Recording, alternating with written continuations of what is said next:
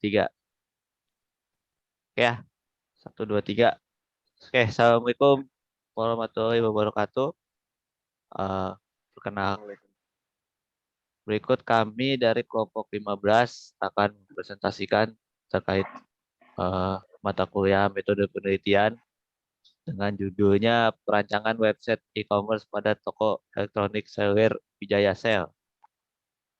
Oke, sebelumnya perkenalkan nama saya Ihsan Nur Rahman dan berikut teman-teman saya atas nama Hendra dan Samut Riyandi.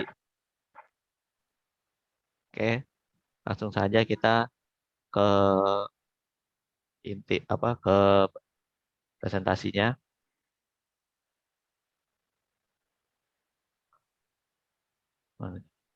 Oh, ini. Dimulai dari abstrak ya.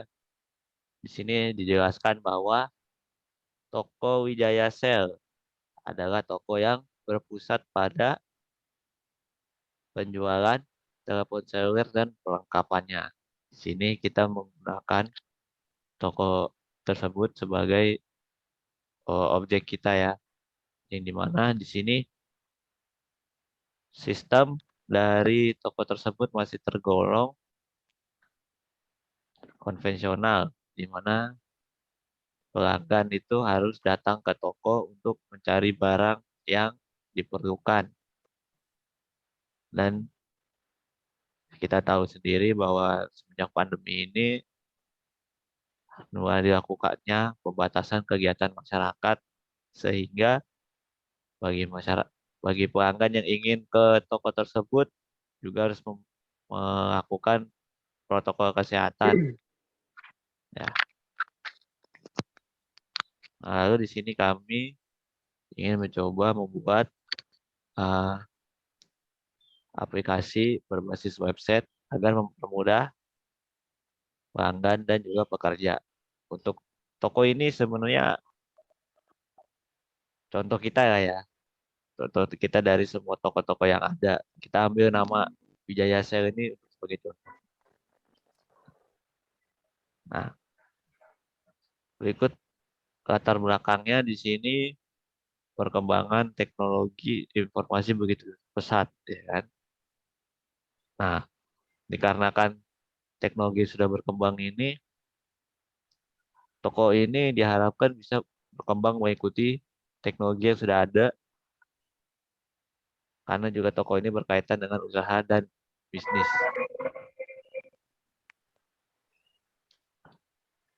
Oke, eh,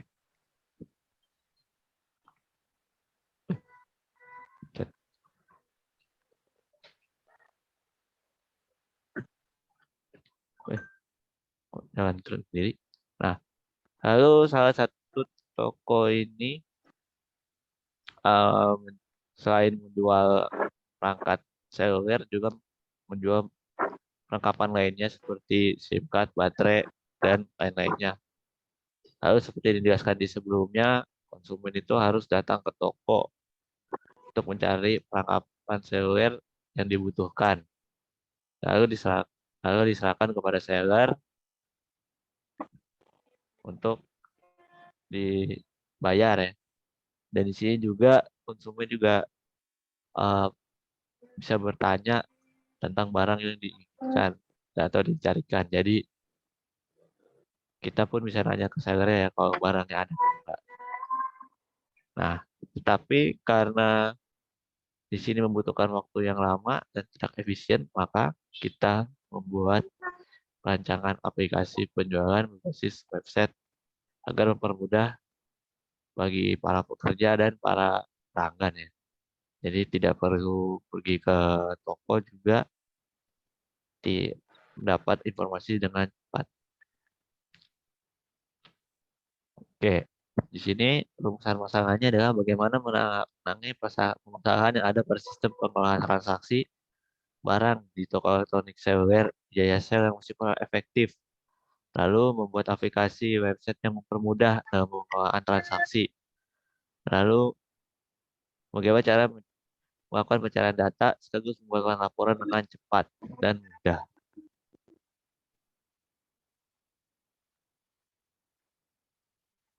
Oke. Untuk selanjutnya bisa dibacakan oleh rekan saya, Hendra, untuk waktu dan tempatnya dipersilakan.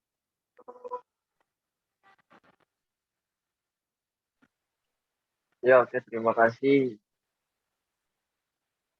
Dan selanjutnya kita bahas ke metode penelitian ya. Metode Iya, yang digunakan dalam pengumpulan data. Yang pertama itu ada observasi. Apa itu observasi? Observasi itu adalah suatu bentuk metode pengamatan yang dilakukan dengan cara berdialog secara langsung untuk mendapatkan informasi dan data di toko elektronik. Dengan mendatangi sumber data, sehingga data yang didapatkan benar-benar akurat. Dan metode penelitian itu yang kedua ada wawancara. Jadi metode penelitian itu ada 3 tahap ya. Observasi, wawancara, studi pusaka. Nah, sekarang kita mau bahas yang wawancara. Wawancara itu salah satu metode suara yang digunakan untuk memperoleh data dengan mengajukan pertanyaan-pertanyaan. Contohnya, customer ingin menanyakan tentang spesifikasi ponsel atau yang lain sebagainya.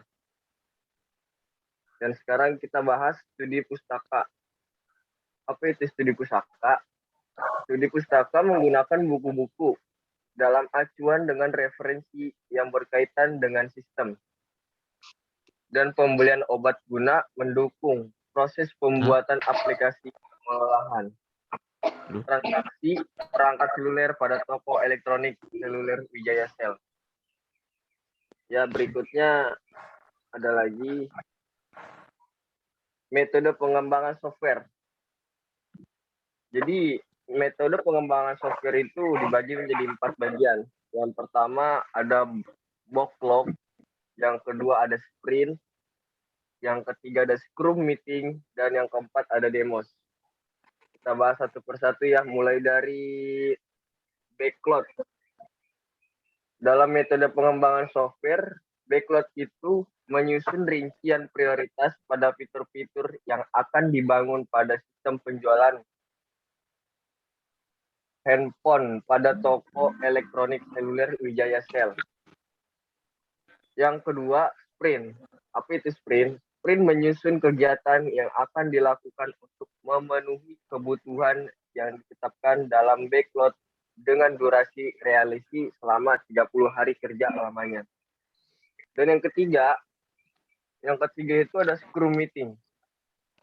Scrum meeting adalah menyelenggarakan rapat dengan pengelola toko elektronik seluler Wijaya Sel yang telah ditunjuk untuk membahas kemajuan kegiatan pengembangan sistem informasi penjualan perangkat seluler. Yang keempat itu ada demos. Apa itu demos? Demos itu adalah menunjukkan fitur-fitur software sistem perjualan perangkat seluler yang telah dihasilkan untuk dievaluasi oleh pengguna sesuai dengan waktu yang telah ditentukan. Ya, itu saja mungkin metode pengembangan software. Selanjutnya kita bahas sejarah institusi atau perusahaan. Jadi mungkin setiap perusahaan itu punya sejarah masing-masing kayaknya. Toko elektronik seluler Wijaya Sel yang beralamat di Kampung Kalideres adalah sebuah toko yang bertempat di Jalan Cendrawasih RT 2 RW 10, Desa Pegadungan, Kecamatan Kalideres, Kabupaten DKI Jakarta, yang didirikan oleh Bapak Wijaya Sutomo selaku pemilik toko. Dan toko ini dibuka dari hari Senin sampai dengan hari Sabtu dengan memulai waktu pelayanan dari jam 8 pagi sampai jam 11 malam. Dengan pergantian 2 kali shift, yaitu antara jam 8 sampai jam 4 sore. Dilanjut dari jam 4 sore sampai jam 11 malam. Ya, langsung ke misi aja. Misi dari toko elektronik ini, kita juga punya visi dan misi. Misinya menjadikan toko elektronik dengan pembayaran atau pelayanan yang berkualitas dari segi cara penyelesaian dan tumbuh kembang menjadi toko elektronik yang mungkin sekarang itu kita visinya bagaimana biar toko ini menjadi lebih berkembang gitu ke depan. Dan misinya, kita juga ada misi, yaitu memberikan pelayanan yang berkualitas kepada masyarakat. Jadi sehingga masyarakat itu di saat berkunjung ke toko kita mendapat kepuasan mungkin dari cara pelayanannya dan sebagainya.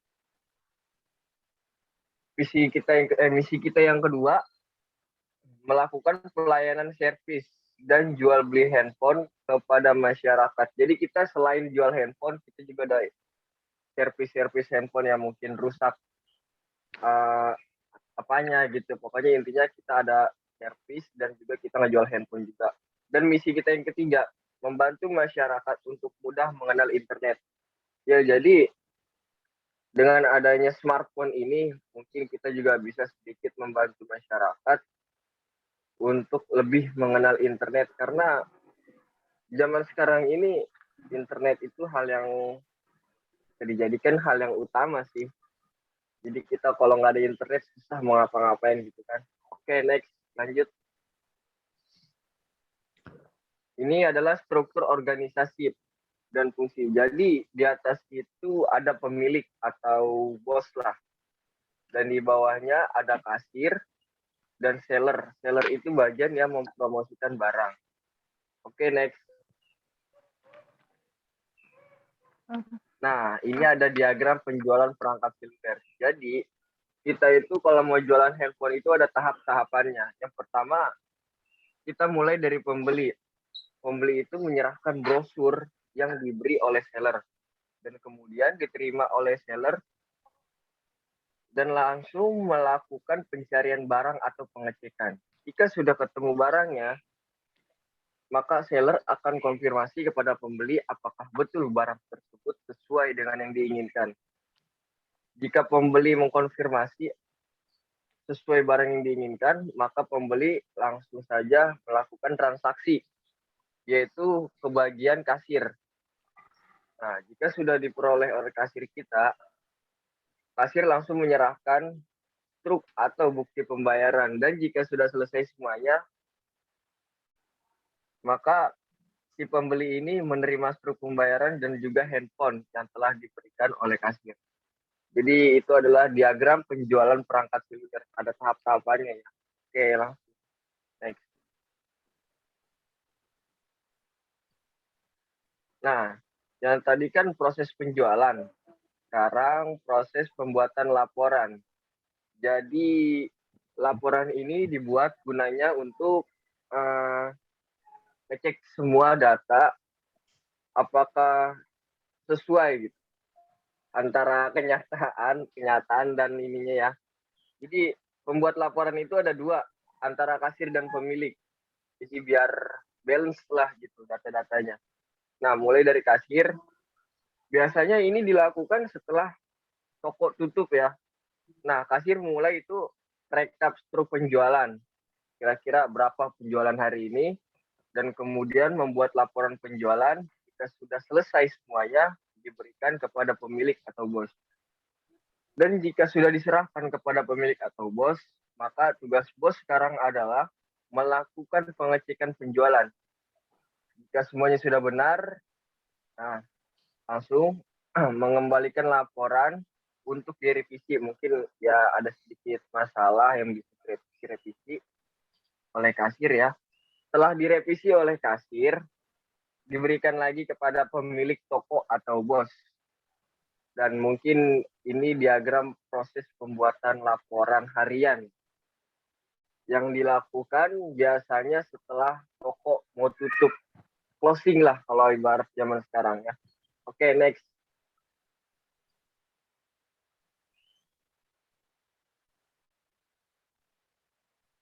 Aktivisi ya. Dan aktivisi diagram pendaftaran akun. Ya. Jadi di sini tuh kalau kita beli HP pasti ada tahap-tahapannya buat daftar. Ya, contoh seperti kita registrasi kartu perdana gitu. Yang pertama mungkin kita masuk menu login, jika kita belum punya akun, kita bisa daftar. Dan yang kedua, setelah itu menampilkan formulir pendaftaran. Ya, jika sudah menampilkan formulir pendaftaran, maka sesi selanjutnya mengisi formulir pendaftaran. Jika sudah diisi semua, kita klik daftar. Nah, data-data yang sudah masuk itu mungkin akan diverifikasi secepatnya ya. Sudah kita daftar semuanya, data tersebut akan disimpan oleh sistem. Biasanya nyimpan begitu sih sistem ya. Oke, next. Next. Ya, aktivasi diagram produk. Di sini ada dua tahap kayaknya nih. Antara user dan juga sistem. Dimulai dari user. Ini nggak jauh beda sama pendaftaran yang tadi ya, kalau nggak salah. Dia hampir serupa, cuman bedanya setelah habis daftar atau habis login, kita melakukan pengecekan kesesuaian data. Kira-kira datanya sesuai nggak nih? Jika data semua sudah sesuai, baru kita memilih produk. Kira-kira produk apa nih yang cocok buat kita. Nah, setelah memilih produk yang cocok, kita bisa klik beli pada tampilan mungkin ada di layar ininya ya, di layar produknya. Jika sudah, lanjut ke menampilkan keranjang belanja. Kita cek, kira-kira udah di check out belum gitu kan. Nah, sesudah itu kita memilih metode pembayaran. Mungkin metode pembayaran bisa lewat COD, metode pembayaran bisa lewat M-Banking, dan lain sebagainya. Setelah kita memilih metode pembayaran, langkah selanjutnya kita mengisi alamat pengiriman. Itu harus sesuai agar tidak ada kesalahan dari belah manapun. Yang kedua, tahap selanjutnya klik selesai belanja. Jika sudah melakukan metode pembayaran dan juga mengisi alamat, kita klik selesai belanja. Nah, setelah habis selesai belanja, mungkin dari pihak reseller ya, jika sudah di check out, bisa langsung melakukan pengemasan paket. Setelah itu pengiriman. Jadi bagian customer itu tugasnya jika sudah melakukan metode pembayaran dan juga mengisi alamat, kita tinggal tunggu ya maksimal estimasi 2-3 hari lah mungkin ya. Oke, selanjutnya itu saja pembahasan dari saya, Maulana. Dan selanjutnya akan diteruskan kepada teman saya atas nama Slamet Priyadi. Waktu dan tempat kami persilahkan. Oke, jadi ini adalah aktivasi diagram cara belanja. Jadi user itu adalah memilih menu cara belanja. Jadi di selanjutnya ada sistem menampilkan halaman informasi cara belanja. Nah, memilih menu cara belanja itu jadi kayak klik Shopee, cari barang yang kita mau, jadi kita pilih, jadi memilih untuk belanja gitu. Yang kedua adalah menampilkan halaman informasi cara belanja, itu adalah barang yang kita ketahui itu adalah rame ya. Next, selanjutnya. Oke.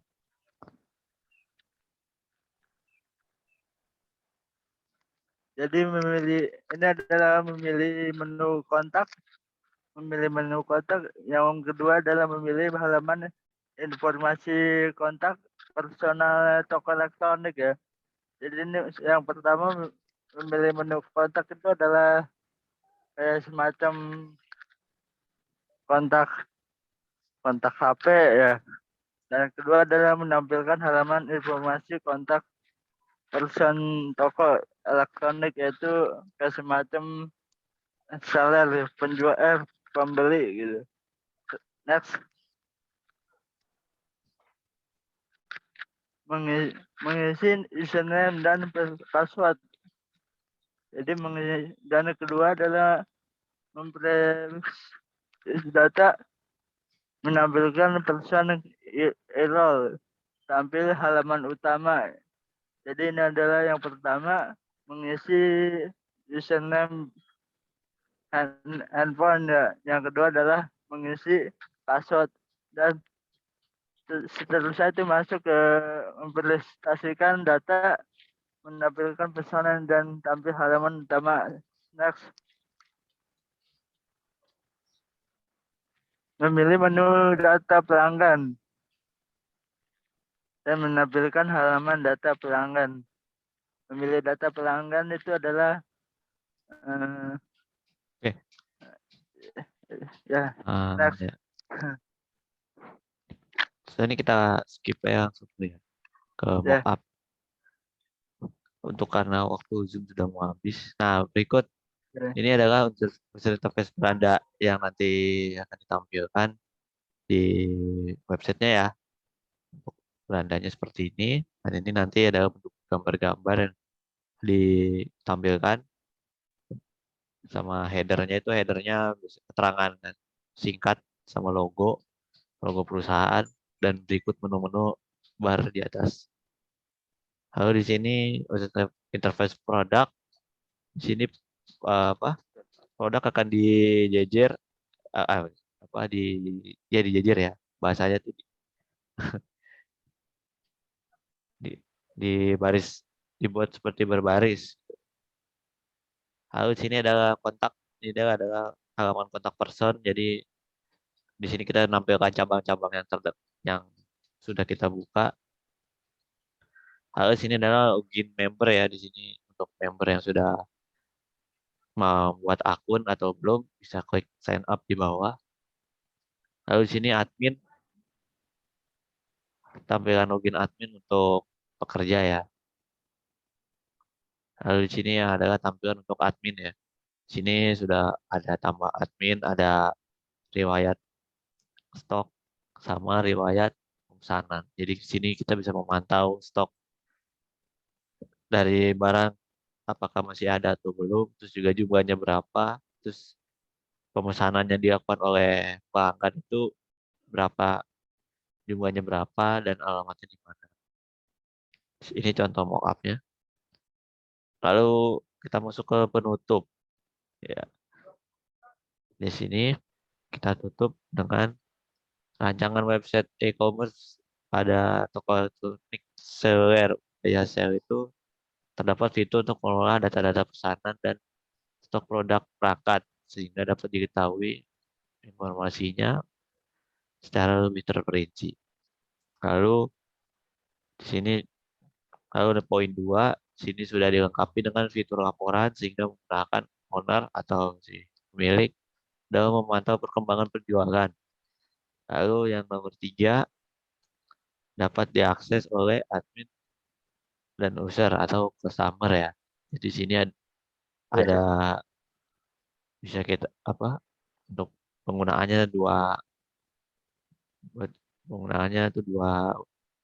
ini ya, dua hal, untuk admin sama untuk customer. Oke, dan berikut sarannya, nanti saran-sarannya yang kita pakai untuk pengembangan selanjutnya.